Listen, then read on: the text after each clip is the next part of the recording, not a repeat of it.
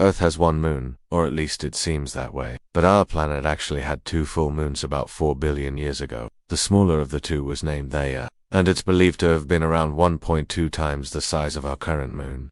And while we lost one moon in the early formation of the solar system, some other planets got two or more. Jupiter is the king of moons, with at least 92 orbiting its massive bulk. And since planets form in disc-shaped systems of dust, it's not unusual for large bodies to collide with smaller ones. Back in 2010, researchers from the University of Toronto proposed that Earth's moon formed from a collision between our planet and an object called a planet. And a new study published in the journal Geophysical Research Letters in 2023 refined that model. The researchers say that both bodies would have been about 1.2 times the size of Earth's modern moon and orbiting about 18,000 kilometers from our planet, because Mercury orbits the Sun faster than it rotates, which means that as it spins on its axis, it leaves the same side facing the Sun over and over.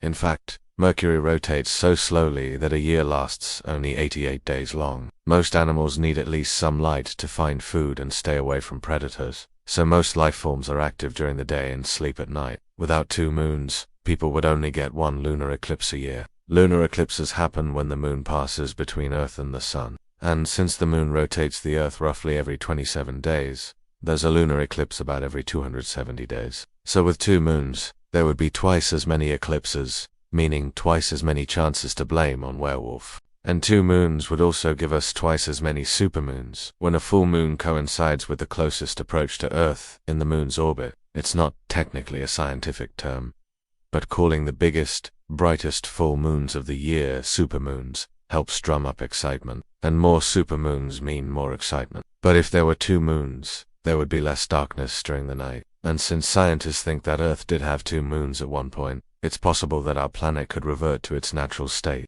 We haven't spotted any moons approaching Earth anytime soon, but astronomers do predict that we'll find many more moons around the other planets in our solar system, and studying them will tell us more about the formation of our own rocky world. Instead of total black, we'd see a dim glow in the sky, and that would be enough to let some animals hunt and some plants grow. And someday we might get to see for ourselves what that would look like. We take a deep dive into what NASA's mission to Pluto taught us about this mysterious dwarf planet. And if you love space as much as we do, subscribe to never miss an upload. Researchers from the University of Manchester and the Open University in the UK wanted to know how two moons would change nocturnal animals. They found that having two moons would disrupt the biological clocks of animals who rely on darkness to survive, and some species might go extinct altogether. But it wasn't all bad news. With less darkness comes more opportunities to grow and hunt. And the researchers concluded that two moons would lead to more diversities in the animal kingdom, at least on the surface. And if Earth had two moons, days would only be about 15 minutes longer than they are now, along with nights that are 15 minutes longer too, so we could get an extra nap in the afternoon and still watch Game of Thrones until midnight. Then something big, maybe twice the mass of Earth, would have passed by and disrupted that orbit, sending one of the moons hurtling into our planet. Our current moon reflects about 7% of the sun's light onto Earth, which doesn't sound like much, but it's enough to affect the temperature on average by about 1 degree Celsius. And two moons would mean double the reflected light, and potentially double the effect. Now, the second moon would also give off its own light, but it would be pretty dim since it would reflect the light of the first moon. And the second moon would also receive about half as much sunlight directly as Earth does, making it brighter than the dim glow of reflected moonlight. So it's possible that our seasons would feel a bit more intense with two moons. Summers would be hotter and winters would be colder,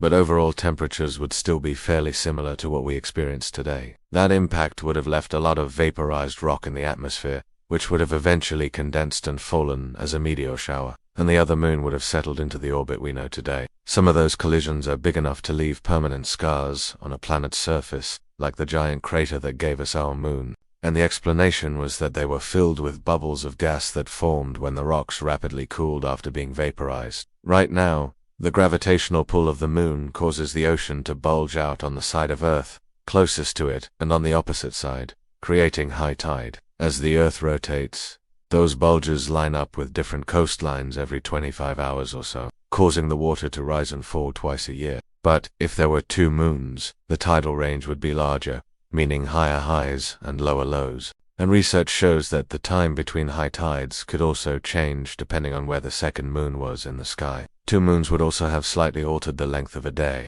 The moon makes our planet bulge at the equator, slowing down the rotation and lengthening the day, and having two moons would have meant more slowing and even longer days. So a second moon isn't just a fun idea, it's a real possibility that might help explain some of the features on our planet. And if Earth did have two moons, things would be very different today. And the process probably happened again and again throughout the early days of the solar system, leaving many rocky worlds with their own moons. Saturn follows close behind with 83 known moons, and Neptune has 14. Meanwhile, Mars only has 2 moons. Phobos, and Deimos, and Venus has none at all. So why do some planets have multiple moons and others don't? And what would happen if Earth had 2 moons like it once did? For most of human history, we assumed that Earth had always had just one moon. That idea dates back thousands of years and is supported by many religious texts, and scientists have good reason to think that number will keep growing, because there are likely far more small moons out there that have even been spotted yet.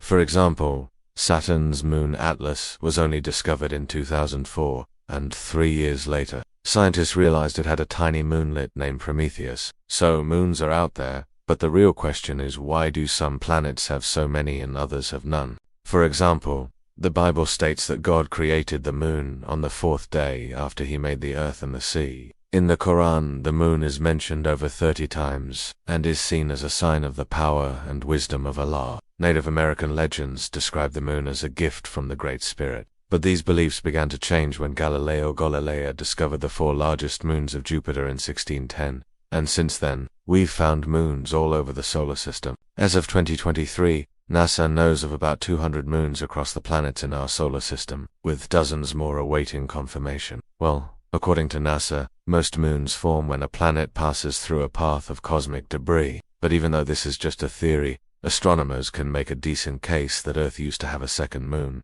There's evidence to support this too. Scientists analyzing the composition of lunar rocks noticed that they were much less dense than expected. First off, having 2 moons instead of one could have a major effect on ocean tides, but those changes wouldn't be nearly as dramatic as what Mercury experiences. In addition to the length of a day, the moons could also affect the seasons, and, unlike the seasons, nighttime temperatures could be much more extreme. Now, beyond the effect on living things, the presence of 2 moons could also affect human activity. All of these changes might seem small, but they're enough to prove that even a small change in planetary conditions can dramatically alter a world. So next time you look up at the moon, remember that it might have a friend far out in space. If you enjoyed this video, you'd probably also like our video on Pluto.